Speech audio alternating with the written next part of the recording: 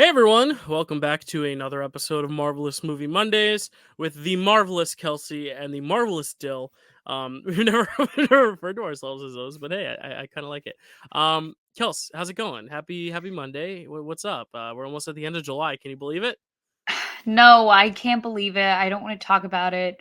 This is my Okay. favorite time. No, I'm just sad. Like summer is going entirely too quickly. Mm, There's lots of good stuff out this summer. And I've only been getting around to seeing half of it. And gotcha. it's just because now that I live in Jersey, there's less people to go to the movies with. Right. So Well, I've been actually seeing too much to where I'm so exhausted. I literally, I can't fathom how everything fits in my day, the way it does. But on top of doing a retrospective, I had to watch 5 movies for Picture This and 3 movies for this. And on top of that, I went to the Yankee game today. And on top of that, there's just so much political shit going on right now that like I also Oh want my to watch god. the news like most of the day too. So it's not easy being a human being right now. Yeah. But we do actually have our first MCU movie since the Marvels coming out this week, which is very exciting. We've got the first Marvel movie since Madam Web, I believe, was the last Marvel movie that came out, and like the last Marvel project since X-Men '97. So it's a very exciting time. Yeah. Whenever a new MCU film is on the horizon, it's also a very nerve-wracking time because we're always worried: is it going to work? Is it going to not? Especially me Mhm. because I've been so down on the whole Deadpool train. But again, I'm excited just because it is something new to talk about. It's something new to add to the canon to talk about. And of course, the Marvel news is that we did get a trailer, but I'm not going to say a word about it. We got a final trailer for Deadpool and Wolverine, and I'm not going to talk about it because Marvel does this thing where they spoil the fucking cameos and they spoil the reveals, and I don't want Mm. to be the person for someone out there who may not have seen it yet to spoil the big reveal that I assume was going to be a big reveal, but I guess right now isn't a big reveal anymore. Do you know what I'm Right. talking about? Are you picking up what I'm putting down? I think I might, but I won't Right. obviously say it. Yeah, because and then of course all the news outlets have to be like screen grabbing it and said, "Look who's back!" And it's like, come on, guys, really? Right. It's just one of those things where I'm like, why can't you wait a fucking week? Anyway, sorry, I keep cursing, but I'm like very passionate about it. What was the best Yeah, thing for you watched sure. this week, Kels? That is not the Deadpool trailer. Um, Obviously. we actually have to discuss a few trailers still. A Okay. few trailers have dropped since our last episode. We got an Agatha All Along trailer, Oh, which that's I right, we don't think did. we've discussed. It happened And and then it we went away so quick that I like totally didn't even remember yeah, that it happened. Yeah. Okay. Yeah. So and that's that just important. looks like extra really exciting. Got some good stuff of Mm, Audrey Plaza, got some good shots of Patty LaPone. It's gonna be it looks really, really cool.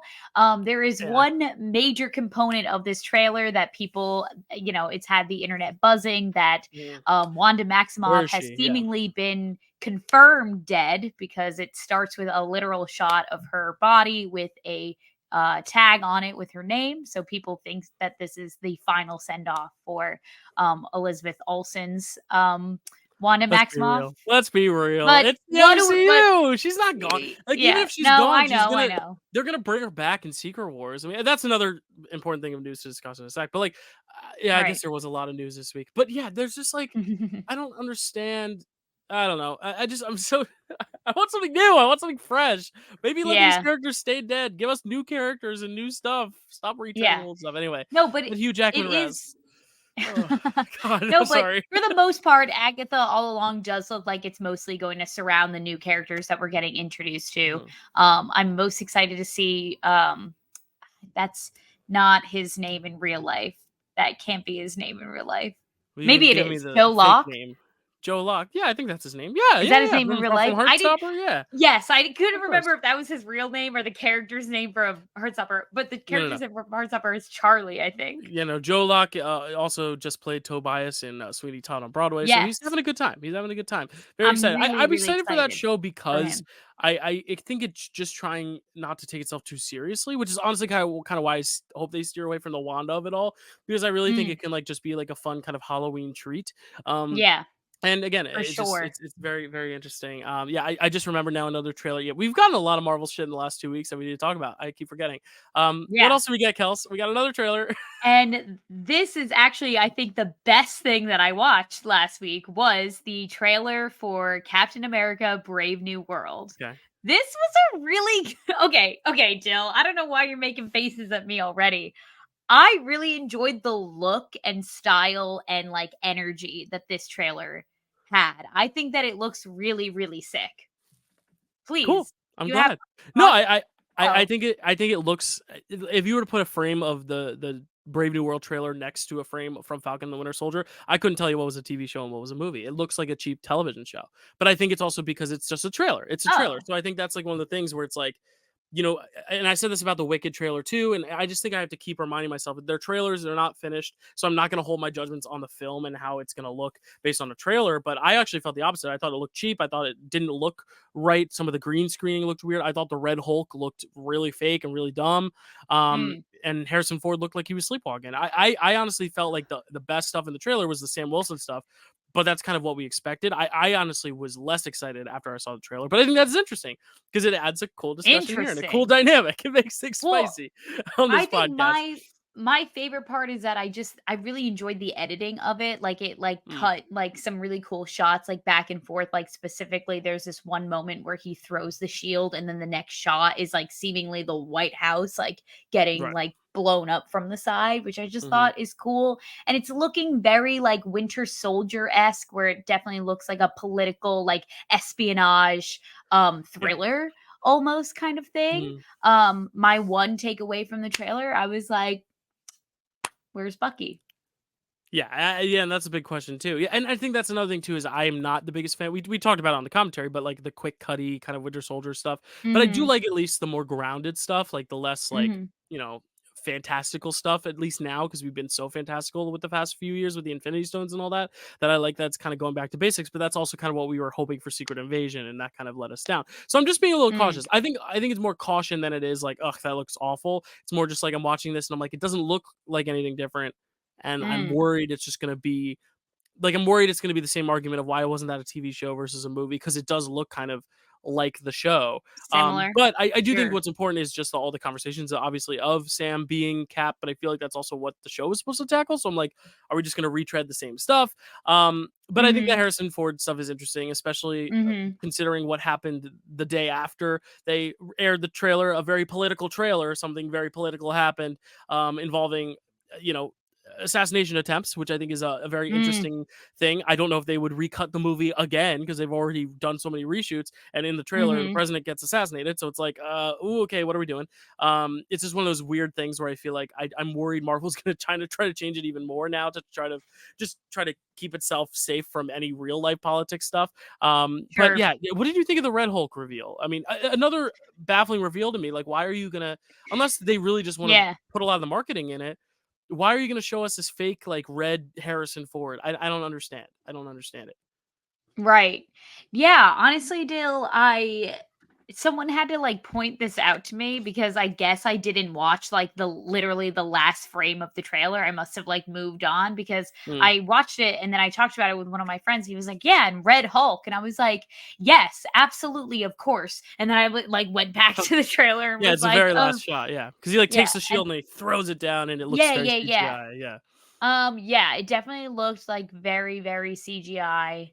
Um and but like I said, it was so quick and it was such a minuscule part of the trailer yeah, itself. It really didn't take anything away right. for me.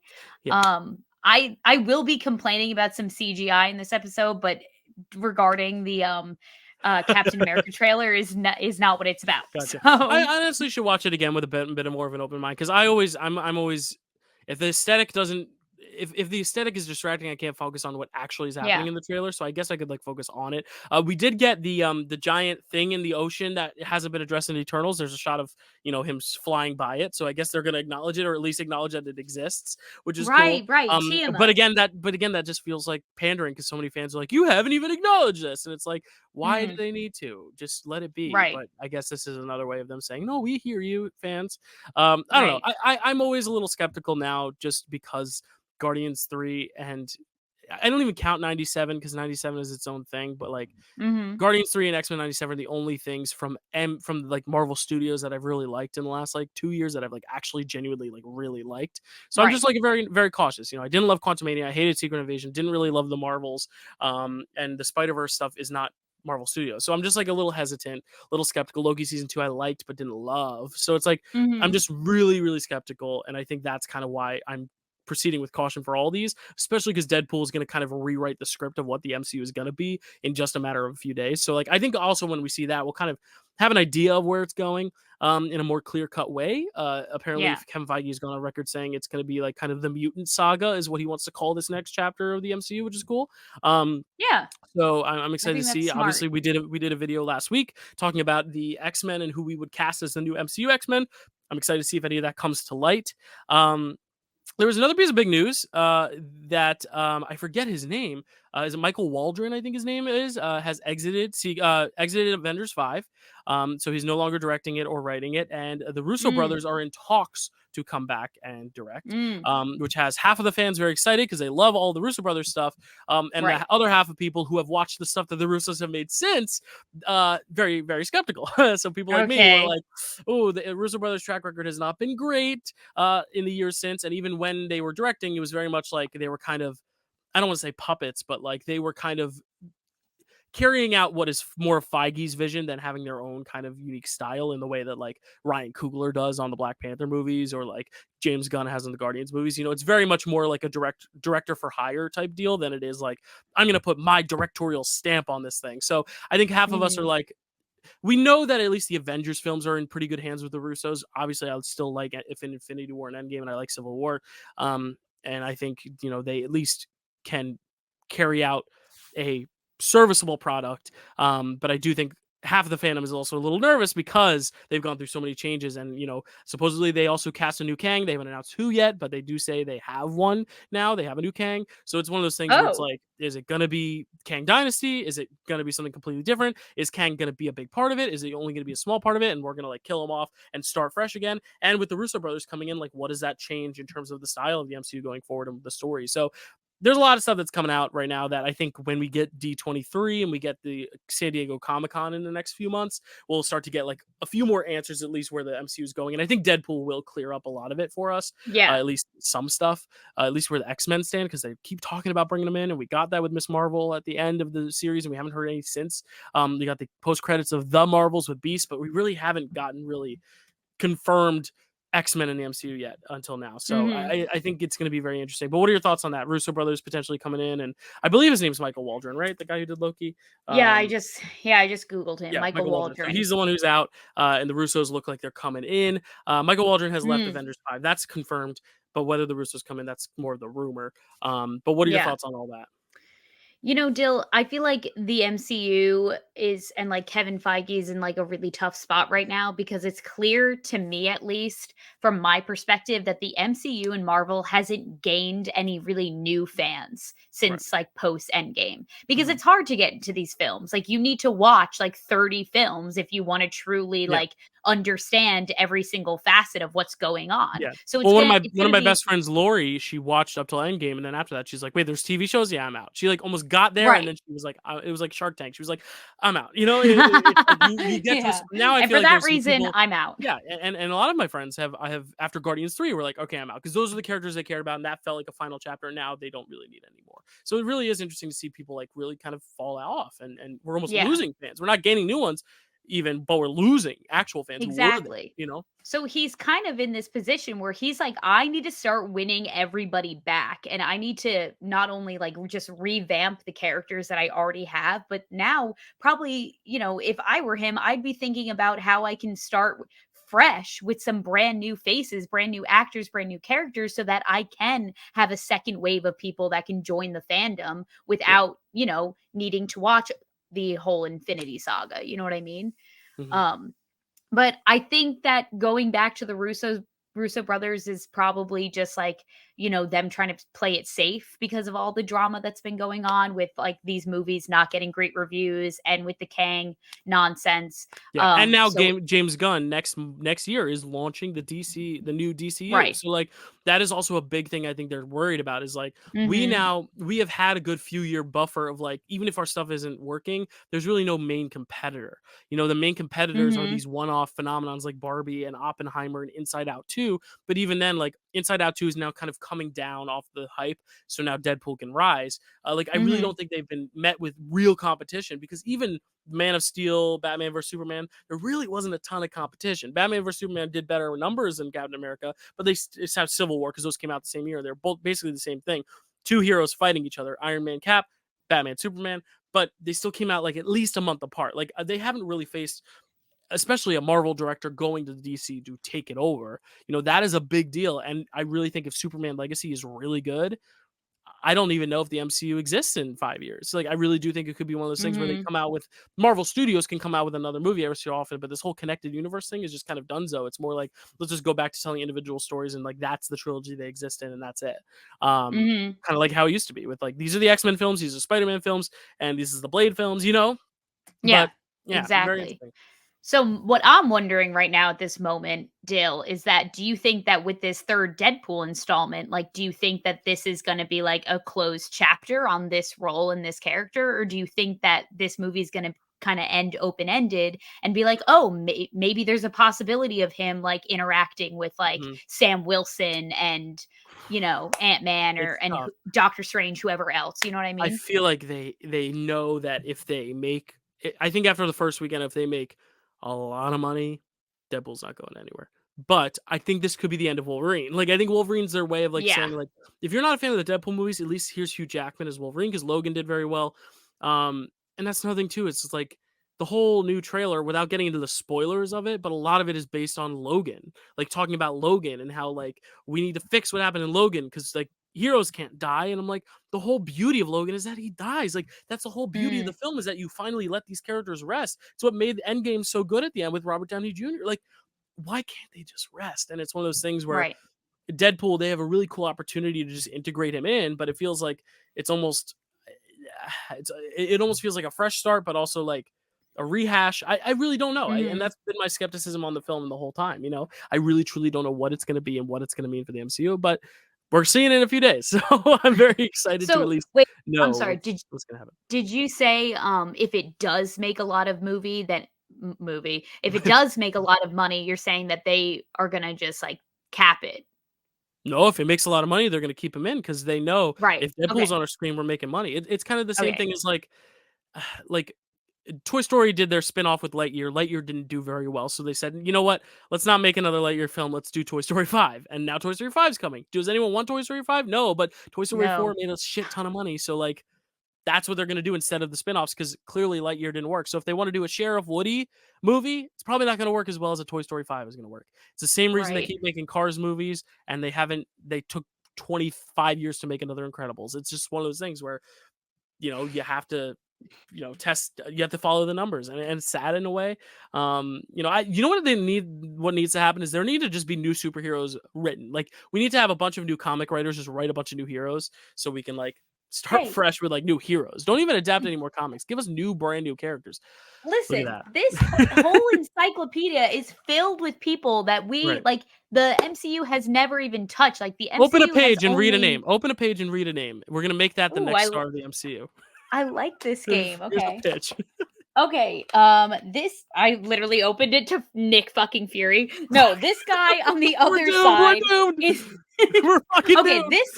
this guy, his Yeah. name is Galactus, and he's the devourer of worlds. Yep, How and fun is this?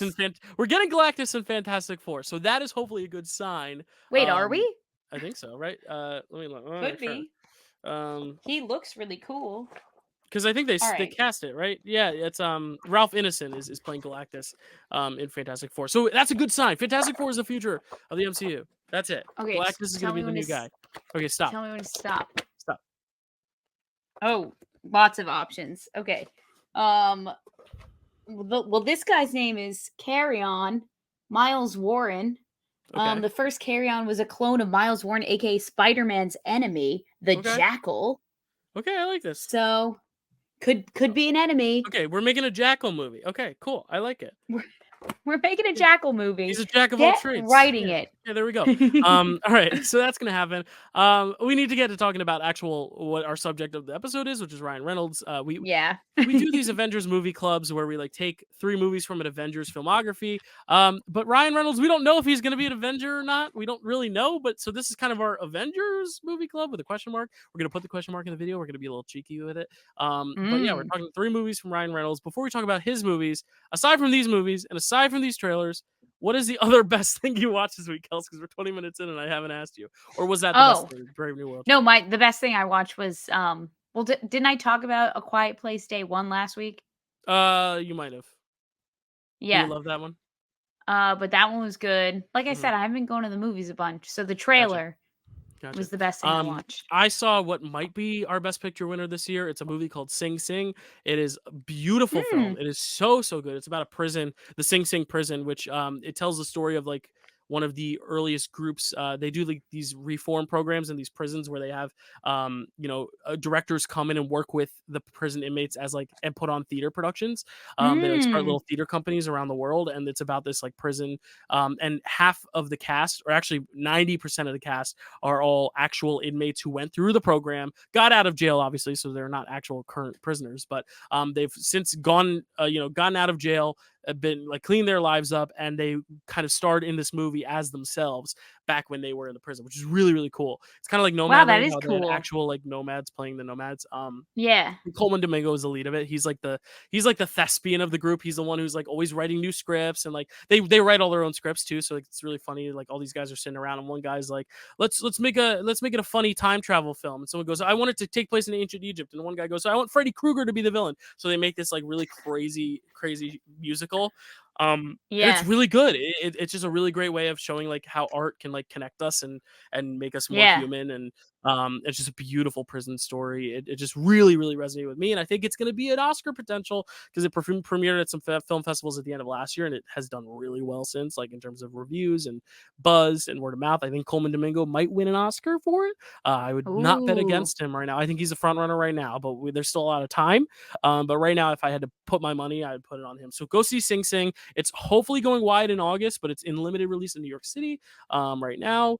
So if you have the time, anyone in New York City or probably LA, go see Sing Sing. But it will be coming out wide in a few weeks. So I really recommend that. I really can't wait to tell people about that. I have a review coming in August actually for it when it comes out wide. So very much a fan of Sing Sing. So that's my recommendation. Have you heard of All that one, right. Kels, or no? No, I Oh, I haven't. love that. I love when I like recommend something no one's heard of, and I'm like, I put it Yeah. on the radar. So then a year from now, when it's like a Best Picture winner, you'd be like, I remember when you told me about that deal. Um, Yeah. You're a oh, trendsetter, Dill. I am a trendsetter. But let's talk about Ryan Reynolds because, as we said, we're not sure if he's an Avenger yet, so we're putting a question mark on it. But he is there. Yeah. We figured we'd look at 3 other films from Ryan Reynolds' filmography as we celebrate the release of Deadpool and Wolverine. We tried to give the most variety we could. We tried to get a drama and a comedy and kind of more of like a family film that I don't know if it's drama or comedy. We'll talk about it. And Right. we try to pick different eras. So a young Ryan, maybe a Ryan of 10 years ago or 9 years ago, and then a Ryan of today. And I think we found a good variety, even if these aren't the most 3 popular titles. Like, we don't need to tell you about Just Friends because you've probably all seen it. We're not going to talk about Green Lantern because I refuse to watch it again, even though Kelsey really wanted to.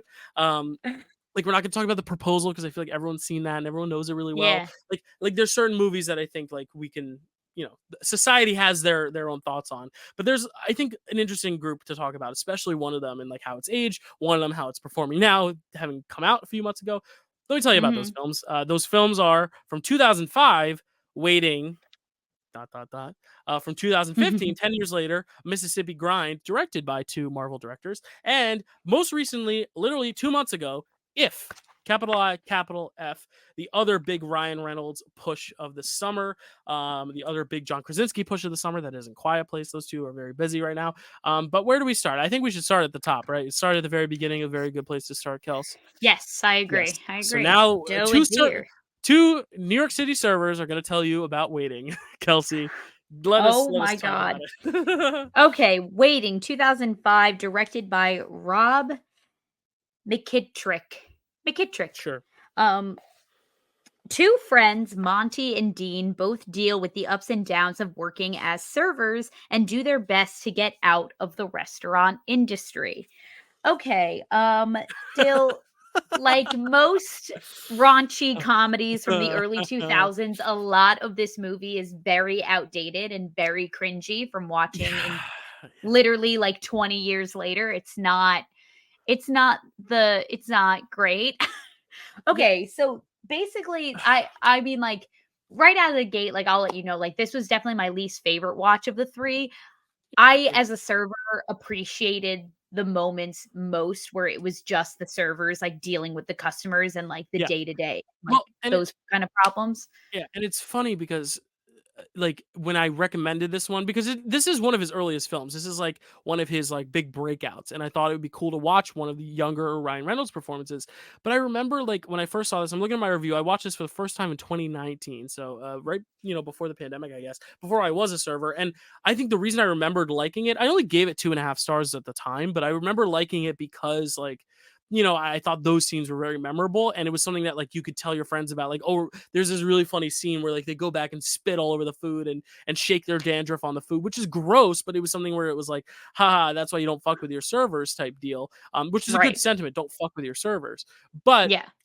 I think rewatching it now, I'm like, I think it's memorable for those moments, but people don't remember the other parts of the film that make it really bad. Like this is a really bad Mhm. movie. This is a just capital B bad movie. And it's not the Mhm. kind that Matt and I cover where it's enjoyably bad. Like I genuinely think this is aged worse than like milk in 100-degree weather on the side Mhm. of a road. Yeah, and so the It's really best bad. so let's talk about the positives of this movie, right? Well, Yeah. first of all, for me, Ryan wasn't one of them, and it's just No, because, like, he's we've unpleasant. well, first of all, so okay, so in my mind now, like every role that Ryan Reynolds plays at this point is just like Deadpool, but in a different context. So Mhm. this is like Deadpool, but if he were a pedophile, Right. and that's not a joke. Like I Right. wish that were a joke. Mhm. That's like a big plot point for his character. Like Yeah, his and whole character's arc is him deciding whether or not he's going to hook up with a 17-year-old girl. yeah. Yeah, and the thing is, like, I think that's something funny that you said is like everything is now Deadpool but this. But Yeah. Deadpool was this before that. Like this Yeah. Deadpool was waiting as a superhero. Like I think that's what's so funny Yeah. is like if you really look at Ryan's, and that's why I wanted to put a drama in here because in this slate, because I think every comedy he does, and this is not to knock him. He has a very good niche and he does it very well. But I think Mhm. if you were to watch like his whole filmography in the span of a week, you'd probably leave it going, I fucking hate Ryan Reynolds just because it's so much of the same thing over and over. That's why Deadpool was so fresh Mhm. because we hadn't seen it in that genre before. And I think for Mhm. this, it's fun because it's like his first movie, kind of. His first big movie. It's either this or like Amityville Horror, but even then, like I feel like that wasn't as like Van Wilder. It was Van Wilder. Okay, so he had some bigger credits before this, but this was like a real big breakout. But again, it's like a signature style that I feel like is good every few years or in small doses. And I think having watched so much Deadpool, you're right. It just feels like the same thing over and over again. So now it really just has Mhm. to be about how well is a character written to where you like him or not, because you're getting the Yeah. same style of comedy no matter what. So it's really about do you endear to this character, and I don't think we do Yeah. at all.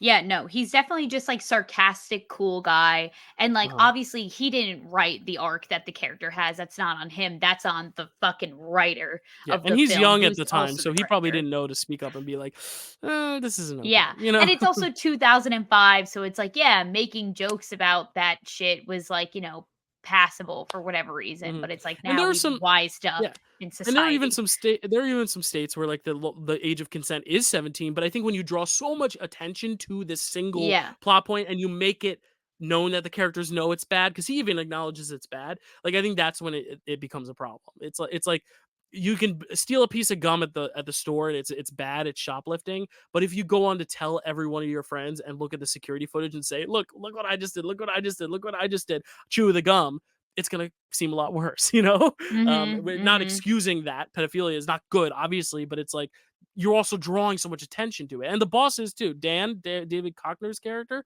Yeah. also a pedophile. Like Also. it's, and Also I think it's even worse because he's older. right. Yeah, Yeah. it's bad. And so, we just had to like brush over that. Just let's just get that out of the way because that's Yeah. what you're signing up for when you watch this movie is that catastrophe of a plot line. But I will say that Justin Long's character, Dean, is like the heart and soul of this movie. And he has like an actual really nice arc Mhm. that I guess comparatively com- fro- from the rest of what's going on in this film is the best thing. It's still not like, really profound or original by any means, but it's like a nice breath of fresh air to Yeah. like watch what his character's going through because, he's trying to like find himself in life and he's going back to school and he wants to, break out. He doesn't want to just be a server his whole life. He has this great moment full circle moment at the end of the movie where after getting a really shitty tip he gives it back to the guy and says, oh, I think you need this more than I do. And then he gets a really great tip at the end of the film where the guy from high school says, well, I think you need it more than I do. And it's like, oh fuck, that Mhm. hurt me, that Yeah. got me a little bit. And I Yeah. think that those moments, like the restaurant moments specifically where you see the different types of customers that they're dealing with, like the comedy in that, it's like, first of all, I wrote down, I'm like, it's just so accurate. It's too painfully accurate. And those are the best like moments of comedy is when they focus on Mhm. that. Yeah. Which I mean, and this is another question I wanted to ask you. And obviously, your job can see this video. I don't want you to say whether or not the extremities of what happens in the kitchen here happens in your Oh. kitchen. But like, I was gonna ask, like, how relatable though is this? Like, it is still a very heightened reality. Like, I've never seen a chef, Mhm. shake his dandruff, and I Oh, haven't even seen spit in food. It's always something they always say, like, oh, you can't piss off a server; they'll spit in your food. I think it's more of right. like an idea. Like, I bet that was the culture back then, but I mean, especially like I work for a corporate restaurant, so like there's cameras all around. I could never do that shit, and Right. I don't want to, just because like for me, I would not want to be treated that way by a server. But at the same time, like Yeah. at least they make it funny enough to where I think it goes so absurd, like just so out there that it's a little bit more believable in this universe. It's not like this is what happens at every restaurant. It still makes sure to let you know that it's pretty heightened. No, no, no. For when I sorry, Dill, when I said like the most relatable stuff was happening and the accurate stuff that was happening, I was really only specifically talking about the servers, like dealing with the brunt of the customers. Everything Hmm. that goes on in the kitchen in that movie is like very like that's almost Gotcha. like kind of like a server's fantasy of like what we want to do to really nasty Uh huh. customers kind of Right. thing. So I felt like it was maybe like a server like writing a script and like getting their aggression out, like, oh, this is so Hmm. what I would do if I could, but like Hmm. obviously Yeah. like that doesn't go on in real Yeah. restaurants because that's actually Hmm. vile. Yeah. um You said that Justin Long was your stand-up. Mine is Alana Ubach, who plays Naomi. Just so many yeah. great moments from her. The end moment is a lot, but like no, just like when she's like, yeah, with the Oh my hot god, fudge you just sundae, reminded me. where she just kind of turns out. She's like, "Sure, I can do a hot fudge sundae," and then her face just changes. Yeah, Like yeah, it's so yeah. good. She plays the mother in the new Ted series, and it's just so freaking funny. Like she's so good. She's just one of the most underrated comedic actresses, I think. So I love her in this, and I I love how like none of the whipped cream cans have whipped cream because like they're doing whippets in the back. Like Yeah. it's like that shit. That's like it could be funny. It's just there's so much other ugliness around it that just really ruins it. It really does because it could.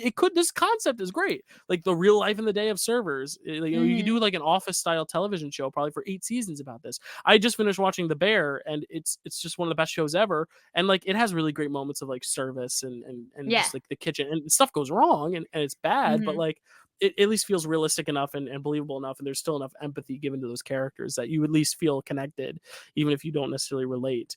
Um, yeah, just Right. so bad.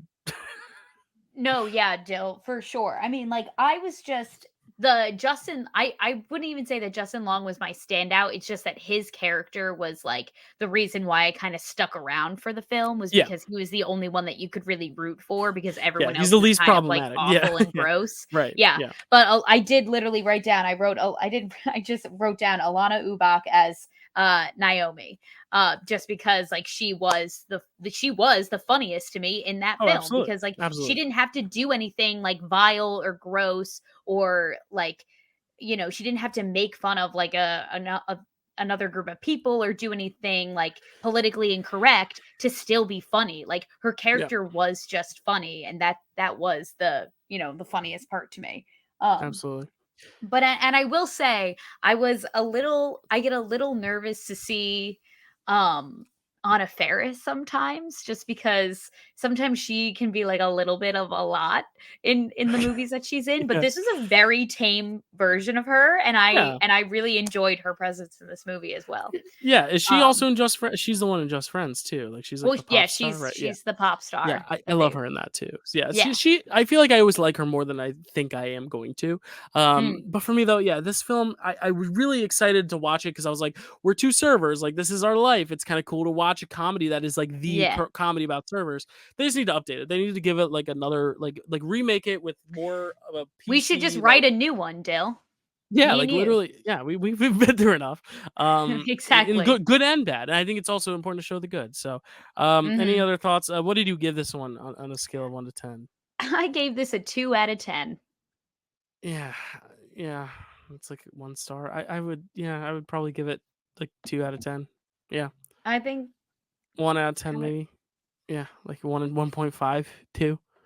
Yeah, I'm like pulling up my you can Letterbox letterbox review. to, Oh, to get I the gave it proof. 2. I gave it 2 stars on Letterbox. Maybe Oh, I so that's should like a dock it 4 out of 1. 10. I don't know. I mean, hey, I think it sits in that range though. Like no higher than 2 stars. If you have it higher than 2 stars, you probably Yeah. haven't seen it recently. And if you do like it, let us know what you like about it, because I'd be curious to know. No, not to Yeah, be judgmental, but like I genuinely want to know. Like, because there was a time yeah. where I liked this. I gave it 2.5 stars at one point, which for me is like middle of the road average, but it still doesn't mean dislike. So I did want to at one point like it enough to give it 2.5 stars. So Mhm. let me know. Let us know in the comments. But let's talk about a movie that I think is much better.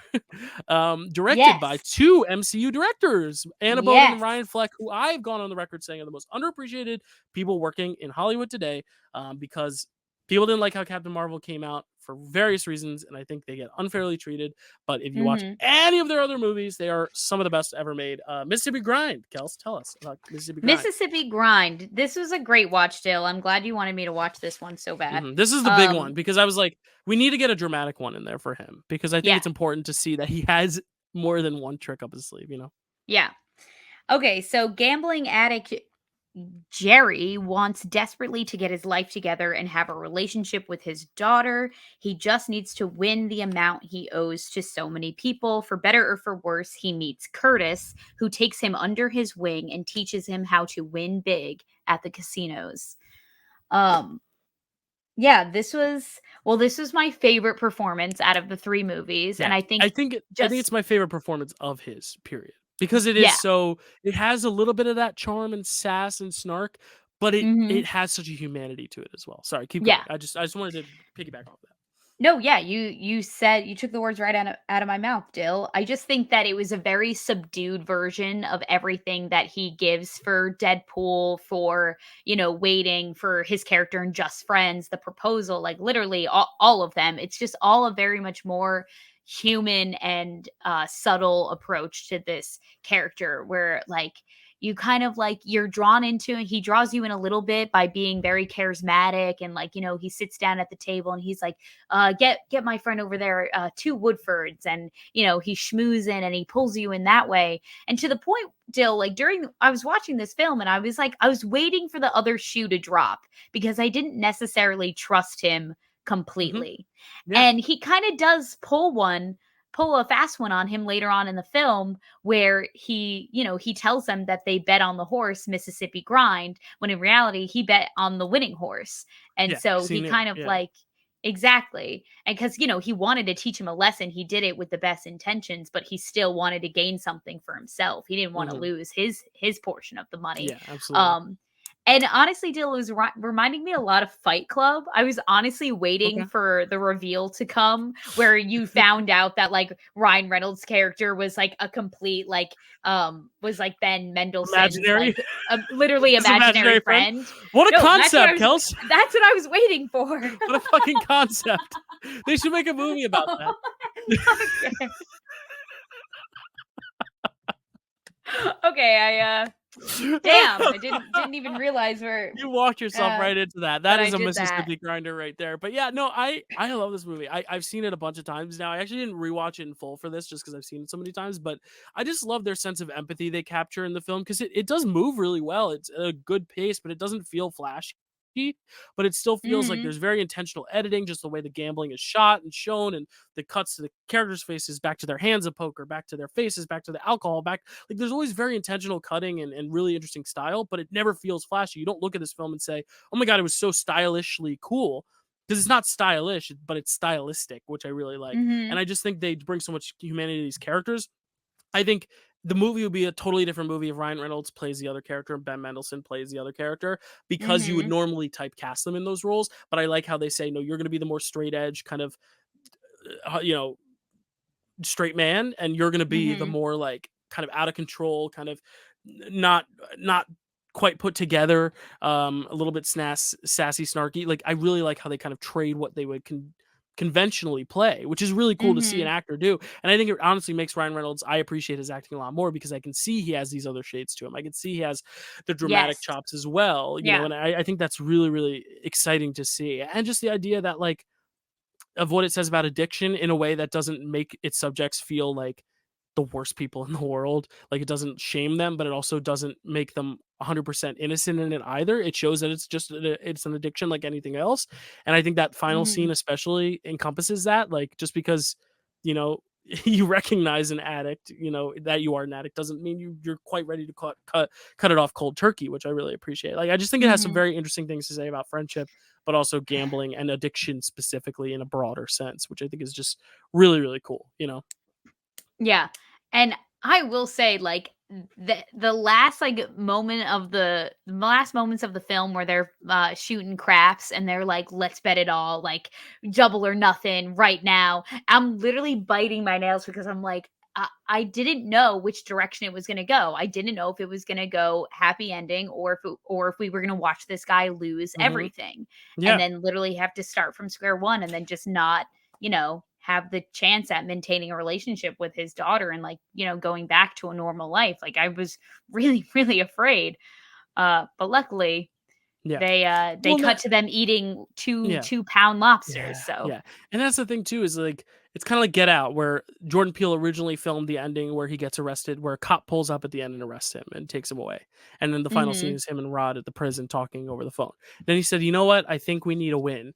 You know, even though Mm. the more reasonable and, like, logistical thing would be that he would get, taken, blamed because he's a black man in a white man's Mhm. world, Mhm. but I think it's really cool that he gets the win and he gets away, and it's like, no, he it was self-defense and he's safe and he's out of this crazy woman's house and now he can live his life with some guilt but also freedom.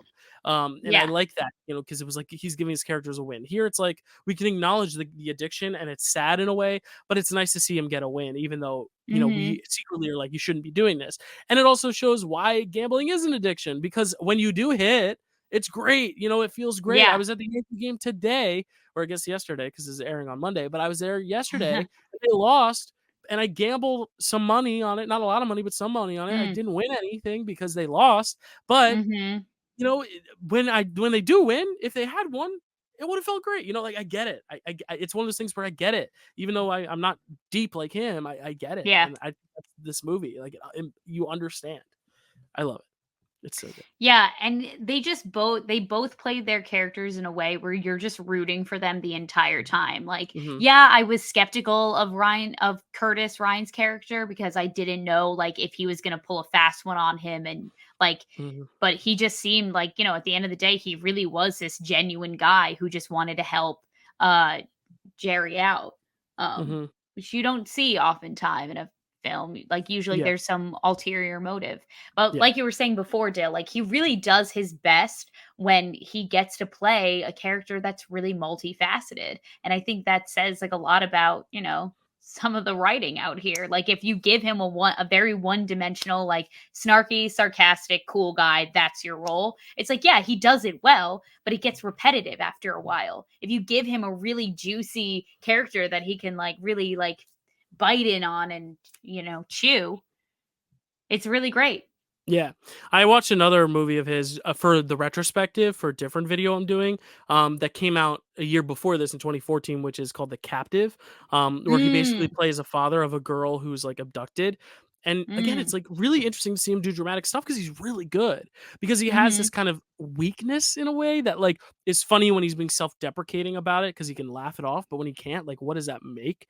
What does that mean for Mhm. this character? I think it's really cool. Like this kind of it's because it functions the same, it's just without the quips and jokes. It's like a similar character, but yeah, I really like when he goes dramatic, and I honestly at this point because we've seen so much of his comedic stuff, I prefer him in dramatic stuff because it's just so refreshing at this point.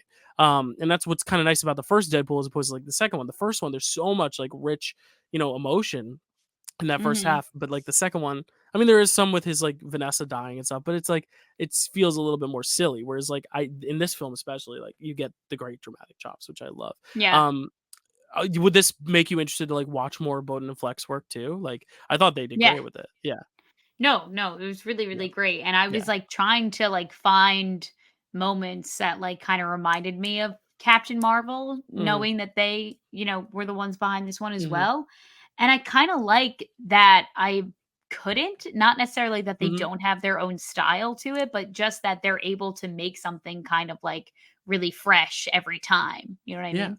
Yeah, and I think the closest stuff you could get is when they're at like the farmhouse or the what is it, the bayou, or they're in like Louisiana. And I think that kind of Mhm. stuff when they're at home is like one of the more like okay, I see the shades there. But I agree. I think it's Yeah. very different, which is refreshing. There's a really great like final shot in this. It's like where like you see the reflection in the windshield and it's the American flag, but it's upside down. Like right after he finally got his confidence back and he sits up and he's all confident, there's an American flag upside down. It's like totally obvious what they're trying to get across without saying it. Like it's really cool how like Yeah. they're trying to like show their anger at like American capitalism just by showing this addict finally riding his high of his addiction while the American flag is seen upside down. Like there's something very clear about that. Like I love that. And I Yeah. think that's the kind of visual filmmaking that like sets some people directors apart from others, where some directors are just like, this is the script and I'm gonna make the script and shoot it.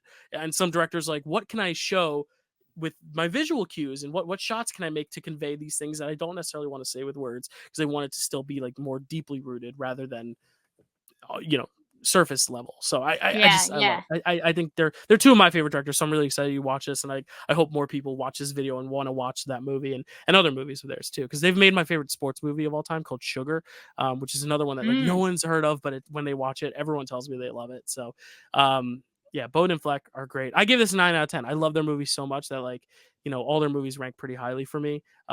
Maybe an overrated, I don't know, but especially compared to the other two in the slate too. I went 9 out of 10, but like I love it. Kels, what did you give it? I gave it an 8 out of 10.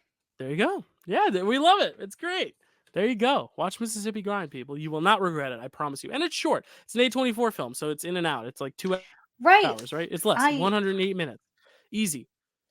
Yeah, I literally wrote down A24 before it was cool because I just feel Yeah, like yeah. I didn't hear about A24 as a studio until like the year 2020, I feel. Yeah, like they really started to take off. Like, I think after they won for Moonlight in 2016, they started to really take off, and then they did like, Mm. Everything Ever All at Once, and Euphoria was big for them too. So like, yeah, they've really hit their stride. But it is one of those things, and the Mhm. horror as well kind of really popped in 2016 onward. But Yeah. yeah, no, that's great. Um, cool. If you want to check out my video on the 24th, I will be doing a review of all the 20 not 24 all the A24 movies that came out in 2014, 10 years ago. And one of those is, as I said, The Captive with Ryan Reynolds. So if you want to hear us talk about more Ryan Reynolds or hear me talk about more Ryan Reynolds, check out that Damn. video. Speaking of more Ryan Reynolds, let's get Ryan Reynolds and a bunch of other imaginary friends together and talk about If, capital IF, Kels. If 2024, directed and written by John Krasinski. While awaiting her father's return from the hospital, young Bee meets Cal, a man seemingly struggling to house ifs, imaginary friends who have been forgotten by their owners. Can I can I just put a spoiler warning out there now? Because my biggest criticism of the movie is about to happen right now. Spoiler warning if you Go haven't seen ahead. If. I didn't realize that the whole like him being imaginary was going to be the twist because from the very first trailer, I thought it was like, oh, okay, like he's her imaginary friend. I had no idea that Oh, that was like the twist they were building to. So this whole time I'm watching and I'm like, oh, he's probably her imaginary friend, right? And like this whole time, and he's even talking, and like none of the other characters are hearing him except for the ifs. I'm like, yeah, it's like the sixth sense. And then I realized, I was like, wait, are they trying to make a twist out of it by not acknowledging it? Oh, and then at the end, it's like one of those things where she's like, oh, he's not here, and she opens the page, and it's like, oh, wait, he's my imaginary friend. I'm like, wait, did we not know this? Like, it was just one of those Yeah. things where when I saw like the poster, it's this girl and all her imaginary friends. Like, why would Ryan Reynolds be there? I was like, why? In Mm, what world would Ryan? Oh, he must be one of the imaginary friends, and like it's a whole gimmick that like he just happens to look like another person. I had no idea they yeah. were like trying to make it seem like he wasn't until I like got like maybe a half hour in. I was like, oh wait, they want us to think he's not an if, huh? So that just was really funny. That was just really funny to me because I was like the whole time I was like, wait a sec, are they Well, sixth sensing us right now? Or I've been sixth sense from the start. yeah, it was the Fight Club twist. Yeah, that you just mentioned. Yeah, You know, Dill, I was also struggling. I didn't get that from the trailers. I right, assumed from the trailers that I didn't even know that John Krasinski was in it himself. I just thought he wrote yeah, it and directed it. So right. I assumed from the trailers that Ryan Reynolds was her dad. And Oh, so okay, when John Krasinski was in here as the dad, I was like, okay.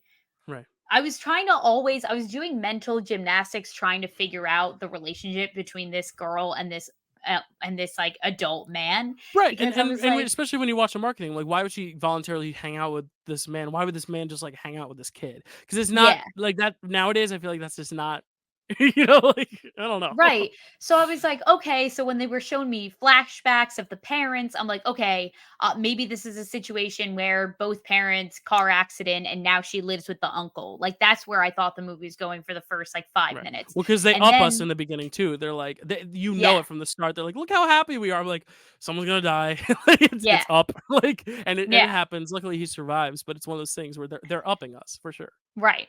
And so then John Krasinski's the father. He's has to go undergo this like heart procedure. We don't really know if his character is going to make it by out of the end of this movie.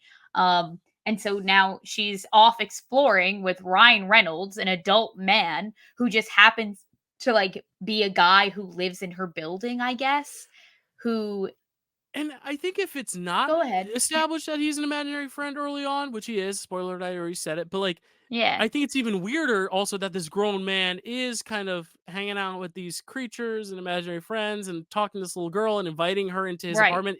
Especially if these are imaginary friends, if he's the only one in this apartment, this grown man is inviting this little girl into his apartment. It's not like a sweet old man either. It's not like, this Right. like 80-year-old grandpa who's like, oh, come in. And even then it's weird. Like, I don't know. Yeah, It's yeah, weird. And yeah. you said mental gymnastics. And first off, I don't like this movie at all, but I just wanted to say, like, it is one of those things where I watch it and I'm like, okay, this is clearly appealing to kids. Like Krasinski even said, he's like, I don't want to make Quiet Place movies. I want to make a movie for my kids. And it's like, Right. okay, great. But like, you're also making it about death and cancer and like heart transplants. And like, you're making it pretty high concept to where it's hard to follow. And then the twist itself has to kind of be like spelled out for you. But even then for a kid, I don't know if they'd be able to grasp kind of what the twist is and the whole Yeah. glowing and the hearts and this random experimental dance sequence in the middle. Like, I feel like it's like too advanced for kids, but then I'm watching it as an adult and some of the bits feel too childish for me. And I'm like, who's this Yeah. for? I don't know who it's for. Who's it for, Kels? Is Yeah. it for you? I don't know. Like, I don't know if it was necessarily for me. All right, don't okay, put me yeah. under the category of, No, no, people more this more so movie like, was did made you for. enjoy this? Well, because there might be people out there who's like, this movie's made for me, and I'm like, great, but I'm also like, I don't know. And he had a I will transplant, and say, she first thing she did was like jump on her dad, like and hugged him. I was yeah. like, you probably just killed his new heart. Like, what are you doing, girl? Right, right. I Like don't he know. has a huge incision. Like this needs to heal, Right, and she's girl. like, Like Dad, boom. I'm like, yeah, girl, come on, yeah. Like boom, you just what are you ripped the doing? stitches. Like Fuck. he's bleeding out now. Fuck. Um but Uh, okay, strangely, okay. A problem that I had, okay. Would it Okay, one of the redeeming qualities I will say of the movie, because this is a confusing movie to watch, as you spelled out, is that I liked the performances. I thought that the little girl did a great job, and I which is thought that good. Steve Carell did a great job voicing Yeah. Blue. I mean, because Yeah, that they man all doesn't do a bad job in any of them. yeah, they all understood the assignments, and Yeah, clearly John Krasinski was like, "Steve, I really want you to do." Like, it feels like a bunch of friends getting together to make a movie, but Right. it's like it doesn't feel broy either, though. It's weird. It's like let's all get together, like come on, guys, let's hang out and make a movie. Matt Damon will be there. George Clooney's Yeah. here. Like, Yeah, I'll make yeah, this movie. yeah. And it's like, hey kids, I'm like, what are we doing? Um, Yeah. yeah, no, I Um, you know who I love in this movie too? Fiona Shaw. I think she's great. I love her in this. Fucking love which her one in is this. The which one is grandmother, she? Petunia Dursley.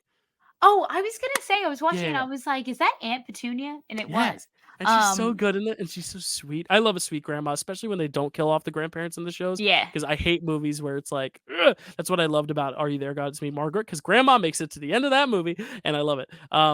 Sadly, we did lose Louis Gossett Jr. though in Oh, March, so he voices the bear, and they do this really sweet post credits of the little bear. The bear's my favorite. If like the bear would mhm, be my if, mhm. but like he has a little cane and Louis Gossett Jr., one of the most influential like black actors. He won an Oscar. I believe he was the first black man to win an Oscar. I think for what is it, Officer and a Gentleman. He was in the show Roots. But he was just recently in The Color Purple. So he's a legend. He passed away in March, I believe. So he never got to see this film come to light. But he's great. He's probably my favorite performance. Him and Fiona Shaw. But yeah, the performances are solid. Like everyone understands the assignment. I think John Krasinski's better performances as the Marshmallow than it is as the dad. Personally, I Yeah. think he does his best Carl Weezer as the marshmallow, like, hey guys, look at my eye, it's falling off my face. Like I really like it. Yeah. Yeah, he's a little goofy as the dad, but it's also fun to see him Yeah. be a little goofier than like Jim. Jim's very like witty, but this dad's Yeah. full on got bits, Jim was like, Deadpool before Deadpool was Deadpool. right. Now this guy's You just know what all I about the mean? bits. He literally made it seem like he just like jumped out the hospital window and shit. Like, Yeah, I don't he's know. like Grandpa Joe when Charlie unwraps the chocolate and gets the golden ticket. You know how And they're much like, you life should that sit man down added because to you're him? gonna drop dead. And he's like, I'm Yeah. running to the factory. Yeah. But anyway, but what I will say is that my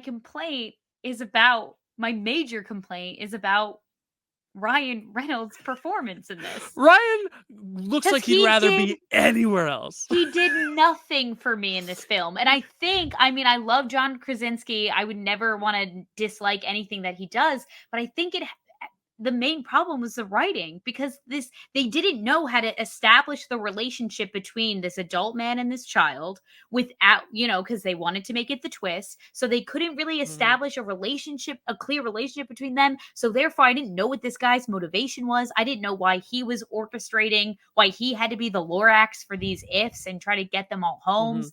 And And why the now fuck, she's if he is helping. an imaginary friend, why is he the only one who looks like a human being? Right? Well, I guess Like, isn't because that weird? that's just how she invented him in his mind. Like she just made him like a real Yeah, guy. she's like, oh, like if I could have a best friend, I'd make him Ryan Reynolds. Like, I don't know.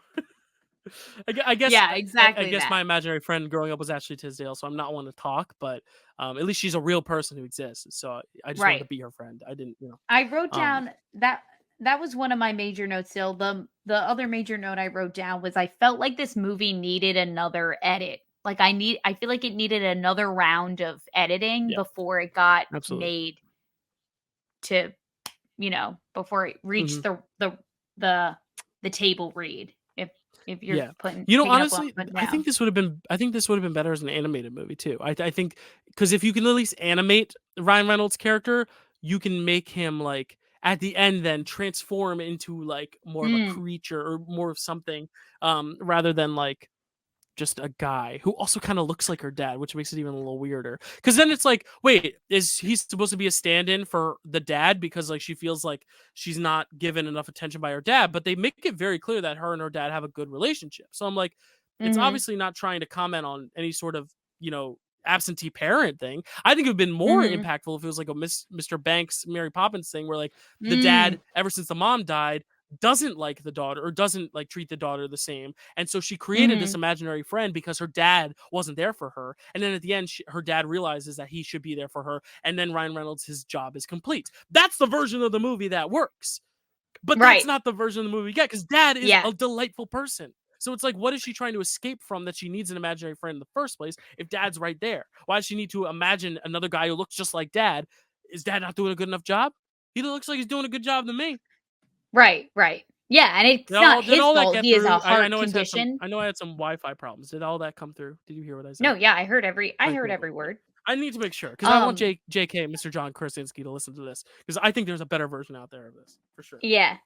I You know whose performance stole this movie for me, Dill, was Mr. Bobby Moynihan.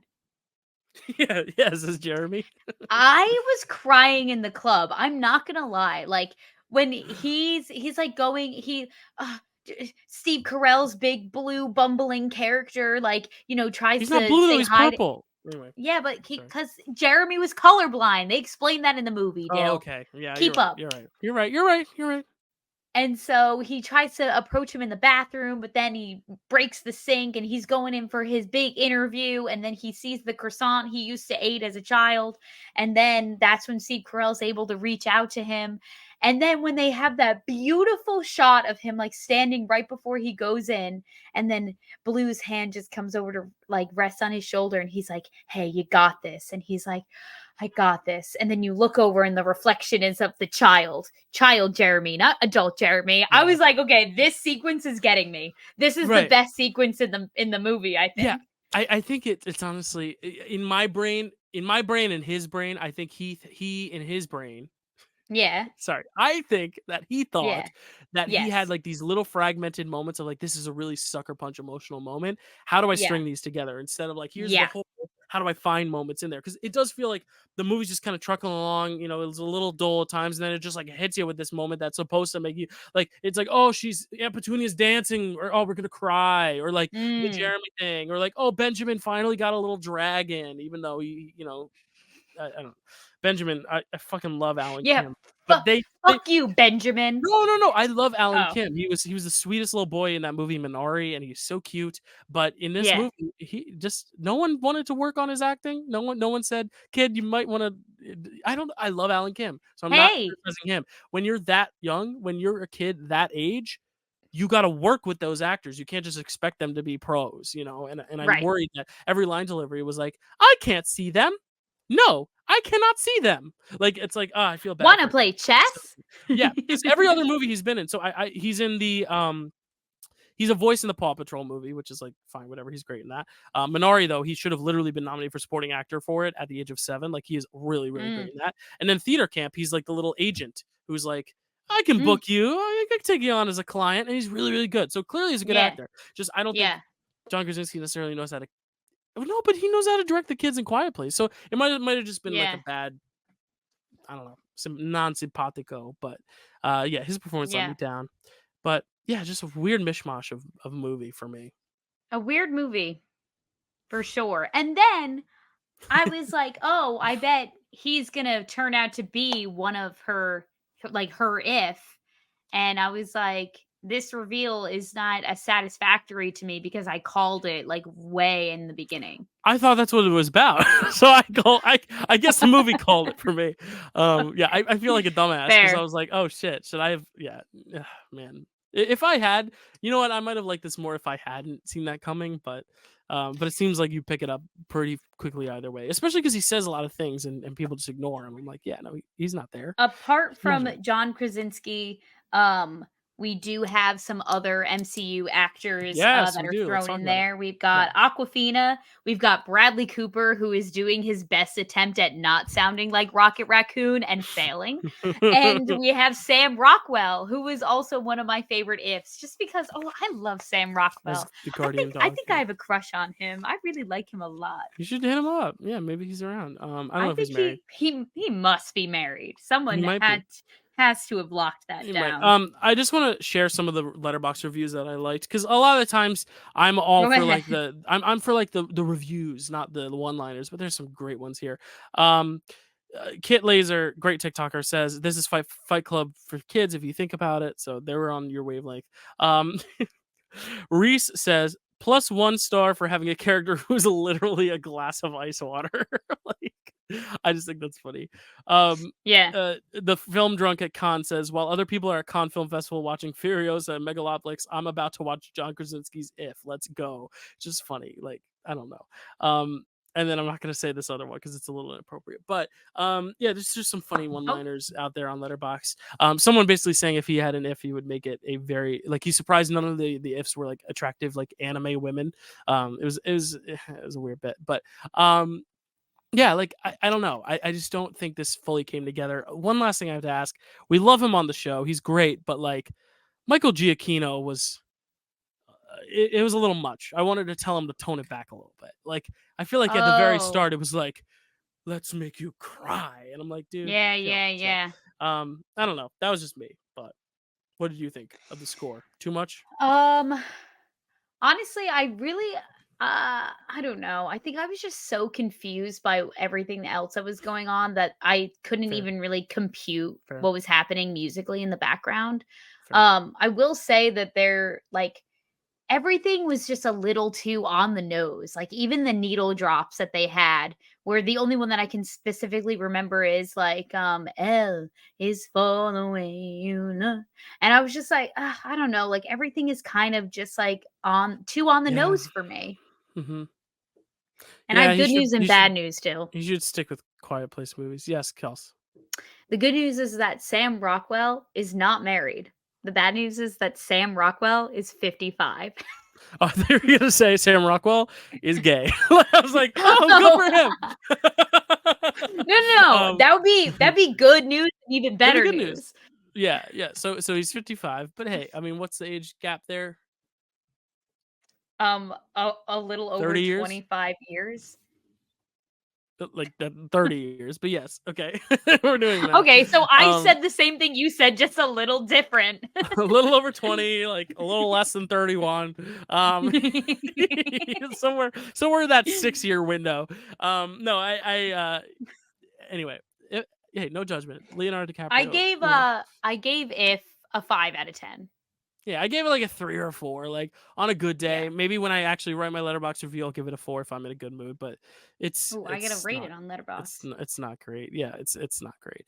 But that is our Ryan Reynolds movie club. Thank you so much for listening, guys. I'm kind of talking like him because like he kind of has a way of talking to you. No, that's my best Ryan Reynolds. Ryan Reynolds gets a little close to Mark Wahlberg for me. Mark Wahlberg is a little bit more higher in the voice, but then if you go a little lower, it's a little Yeah. Ryan Reynolds. It's kind of like this like teetering scale. But Ooh, Do you have a good Ryan Reynolds up your sleeve? No. no. No, Dill, You I have a good can't do Taika. impressions like You do a good Taika. well, that's because I Arnar. can I don't know, I haven't done the New Zealand accent in a long time, like, Do it. "Arnar, Pull it out of your ass. Do it. Arnar, uh, Cleo, you're a mermaid, Cleo." And then I would Yeah, there say, you go. like, New Yeah. Zealand accent definitely isn't very hard. Oh, no, just a big pile of rocks waving at you." I Yeah, don't there you know, go. Yeah, yeah, there you go. not great, And I'll just be Ryan but Reynolds every time. It's just you got to be a little lighter in the voice and kind of just talk like this. Yeah, no, yeah, yeah, yeah. it's an interesting filmography. I'm glad we chose these three though because they are very different. Like Waiting is very much a young Ryan Reynolds, first discovering his Deadpool shtick. Mississippi Grind is a dramatic performance of his, and then If is just the most recent and the easiest to compare of like old versus new. So I think Right. If is probably of the three performances probably the worst performance.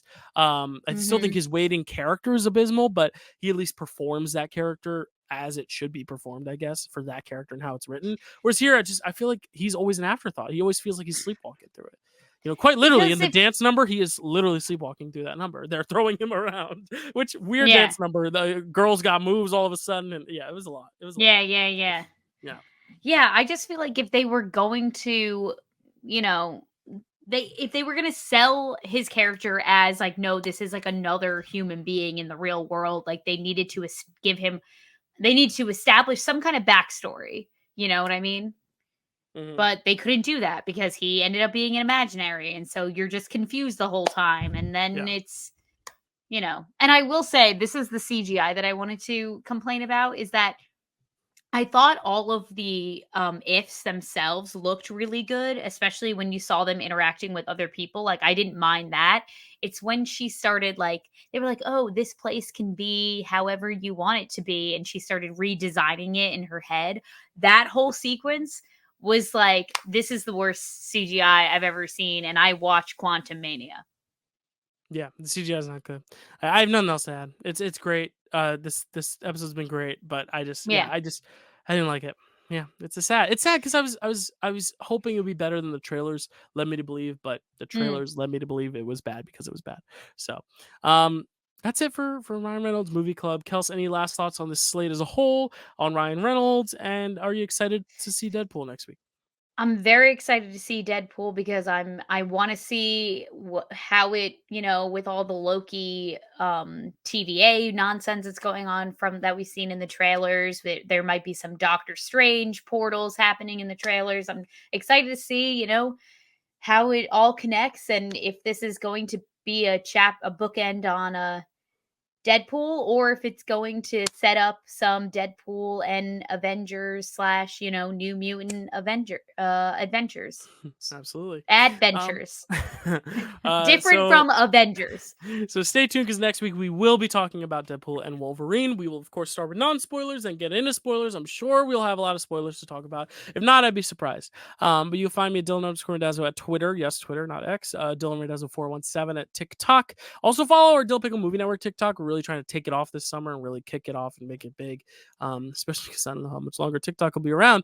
And then Dill Pickle Movie Network on YouTube. If you are listening to podcasts, go to YouTube. Kelsey, where can they find you? You can find me on Instagram at Kelsey A. Kilpatrick, or you can follow my TikTok at Kelsey A. Kilp, and my letterbox is the exact same thing at Kelsey A. Kilp. There you go. So follow us on Letterboxd. We'll see you soon and have a great, great rest of your July. And let us know what you thought of Deadpool and Wolverine on next week's video. See you guys.